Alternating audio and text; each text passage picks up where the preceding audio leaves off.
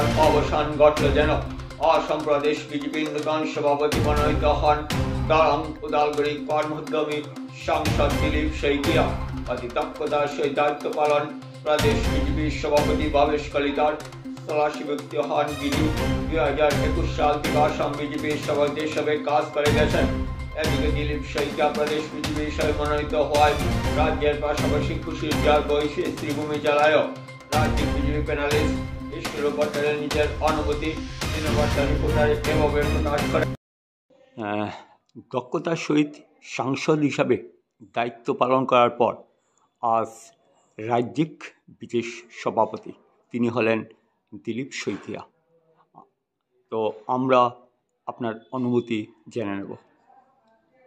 দিলীপ শইকিয়া অখিল ভারতীয় বিদ্যার্থী পরিষদ থেকে তার রাজনীতির ব্যবস্থার যাত্রা শুরু করেন। অখিল ভারতীয় আসাম প্রদেশের দায়িত্বে ছিলেন, সর্বভারতীয় কার্যকর্তা ছিলেন।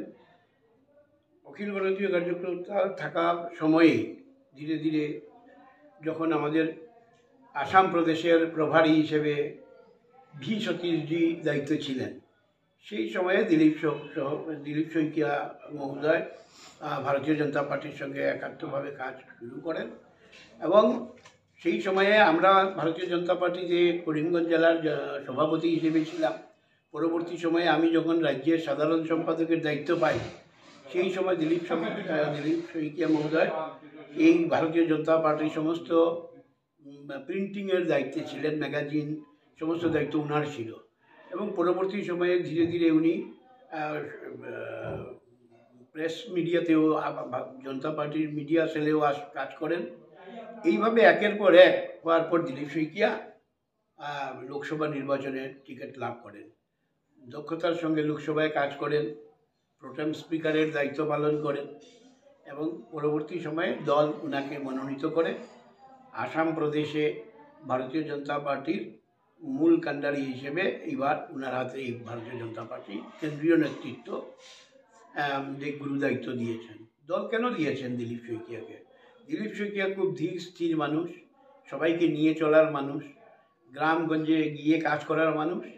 এই জন্য দিলীপ শইকিয়া মহোদয়কে কেন্দ্রের থেকে সরকার এবং সংগঠনের সঙ্গে মিল হয়ে কাজ এগিয়ে নিয়ে যাওয়ার জন্য আসাম প্রদেশের এবং আসাম প্রদেশের বিজেপির পরিস্থিতিকে আরও এগিয়ে নিয়ে যাওয়ার জন্য দিলীপ শইকিয়ার হাতে এই দায়িত্ব দেওয়া হয়েছে। আমি আশা করি দক্ষতার সঙ্গে দিলীপ শইকিয়া তার ক্ষমতা এবং তার কার্যকুশলিতা প্রমাণ করার সুযোগ পেয়েছেন এবং তা করতে পারবেনও, এই আস্থা আমরা সকলেই রাখি। রাজ্যের মুখ্যমন্ত্রী একজন যোগ্য ব্যক্তিকে সভাপতি হিসেবে মনোনীত করেছেন। তো 26-এ যেহেতু বিধানসভা নির্বাচন রয়েছে, দিলীপ শইকিয়ার নেতৃত্বে দল কতটা আগ বাড়াতে পারে আপনি? দেখুন, আমাদের সকল কার্যকর্তা, ভারতীয় জনতা পার্টির যারা কার্যকর্তা হয় তারা রাষ্ট্রের জন্য কাজ করে এবং দিলীপ শইকিয়া সেইভাবে গড়ে উঠেছেন। দিলীপ শইকিয়া যখন অখিল ভারতীয় বিদ্যার্থী পরিষদে ছিলেন, বিদ্যাক্ষেত্রে ভারতীয় সংস্কৃতিকে আধার করে যে ছাত্রমহলের যে ভাব, রাষ্ট্রীয় ভাব আনা, সেই দায়িত্ব যখন যথাযথভাবে উনি পালন করেছেন, এখন এই দায়িত্ব পালন না করার মতো কোনো ব্যবস্থা ওনার আছে আমরা মনে করি না। আর দিলীপ শইকিয়া, আমি যতটুকু জানি, আমি যতটুকু ওনাকে কাছ থেকে দেখেছি, আমি একবার সাধারণ সম্পাদক, একবার উপসভাপতি হিসেবে প্রদেশ কমিটিতে ছিলাম।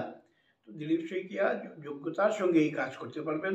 কেবল 26-এর নির্বাচন নয়, এই যে আগামী দিনে যে আমাদের পঞ্চায়েত নির্বাচন হবে, আমাদের যে কাছাড় জেলার যে আমাদের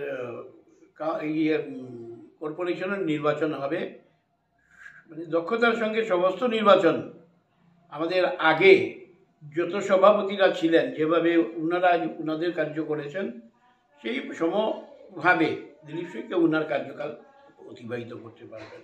আমি আরেকটি নামের কথা উল্লেখ করব, রঞ্জিত দাস মহোদয়ও যোগ্যতার সঙ্গে কাজ করেছিলেন, ভবেশ দাও যোগ্যতার সঙ্গে কাজ করেছেন, আর দিলীপ দাও সেই অর্থে যোগ্যতা নিয়ে কাজ করে দলকে এটা বোঝাতে পারবেন যে ওনার উপর দলের আস্থা উনি ওনার সমস্ত শক্তি দিয়ে পালন করে যাবেন, এই বিশ্বাস আমি রাখি।